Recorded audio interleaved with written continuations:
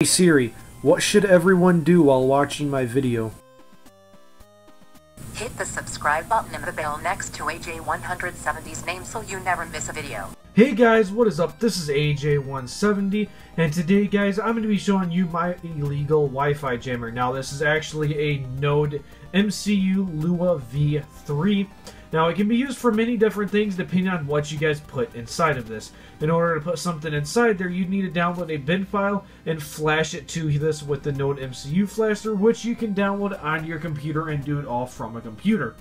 So I downloaded a Wi-Fi jammer and was able to put it inside of here. I got it from a GitHub project. So it's actually really neat, but it only supports certain type of devices. Now in order for it to do it, if I go ahead and actually zoom in on this right here, if I try to actually focus it in, if you guys actually are able to read that right there where it says the ISM 2.4 gigahertz, now that is the most it supports. If your Wi-Fi antenna, the little antenna inside the router box actually is like a 5 gigahertz one, it will not work. Along with if your router has protection against this, which I believe is like W0811 or something, it was like 802.11W, something similar like that, it actually will not work on this. You need to actually have a router that does support it, and my router does not support it, but I will be still showing you guys how it would work and everything else. But I'm not going to connect to my neighbor's internet and do it to them or something like that, because that is extremely illegal, guys.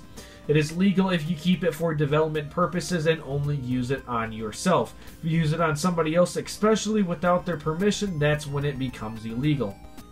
So it came inside this little plastic bag right here. I had to cut it open, and then the little metal prong things right here were inside the styrofoam. Took it out for the video purpose.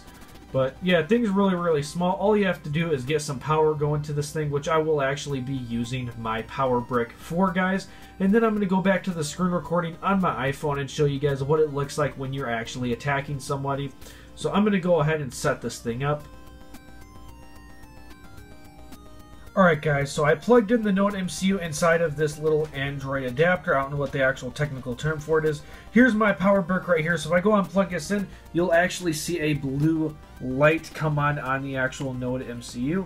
As you guys can see, that light right there indicated that it is fully working. So now I'm going to go ahead, and once you guys actually connect a device to it, this blue light will actually blink 2 times. So now I'm going to go ahead and connect my phone to it. I'm going to start screen recording from my phone to show you guys exactly what it looks like when you're actually using it.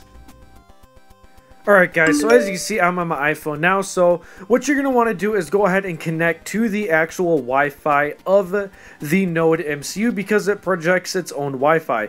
So since I actually installed the Wi-Fi jammer, it is actually called Pwned. So if I go and connect to there, it's going to ask you to enter in your password, which can be found on the GitHub website that you downloaded the bin file from and the flasher from.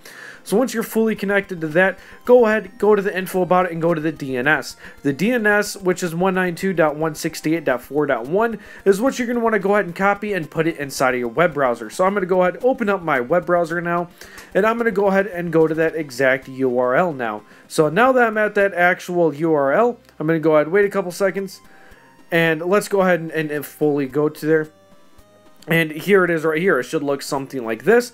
It's going to give you a little bit of information about it, and then also a disclaimer. So go ahead and click yes that you agree to the terms and conditions. And then there you go. So now what you guys can do is you can go ahead and hit the scan button. Once you guys hit the scan button, it's going to scan for all of the SSIDs that are near, meaning all of the little Wi-Fis that you have near you guys. So once that is done fully searching, it will actually show all of the Wi-Fis inside the reachable area. So for me, it actually didn't show up right away, so it didn't do it last time I tested it. So I actually went ahead and I went to the settings and back to actually show it. Now this actually does have quite a few cool settings. You can change the name of it, change the password to it, and a couple other cool things I like, which I'm kind of surprised you could do it with this. I didn't think you really could. So anyways, let's go ahead and scroll back all the way up to the top of the screen, guys, and let's go back and look at all of the Wi-Fis near us. Now, my Wi-Fi is the AT&T V7 or 7V. Now, the reason why there's 2 of them is because I actually have a Wi-Fi extender, which is how I'm able to upload videos and play games and all that other good stuff. So anyways, if I go ahead and select the first one, which is the actual main one, it's not the Wi-Fi extender, Now what I'm going to want to go ahead and do is go to attacks. Once I go to attacks, I'm going to go ahead and send a Daruth attack. I don't know how to say that. Terribly sorry. I have no idea how to pronounce that.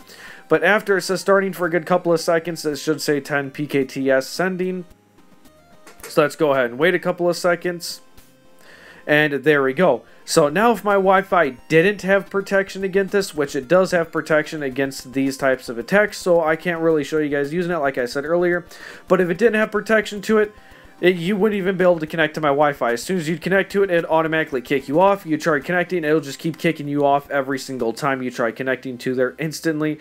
And if it's your only known network nearby, it would keep joining and disconnecting repeatedly over and over again. So yeah, I thought this was really cool, a little bit of more information about this, and I'm going to go ahead and show you guys what this looks like when you actually have an attack running. So if I go ahead and wait a couple of seconds, guys, here's the settings again one last time. Really nothing extraordinary. I think it's really cool that you can actually change the name of there and the attacks, and if it can use LEDs. But anyways, guys, let's go ahead and relaunch the attack so that I can show you guys the blue light that actually lights up on the Node MCU. So right here, you can actually select individual devices like the actual Wi-Fi stations near you. But anyways, if I go back to attacks, as you can see, it already says ready. So if I hit start, hit the home button, now I'm going to go ahead and just open up my camera app because that's going to be the easiest way for me to show this.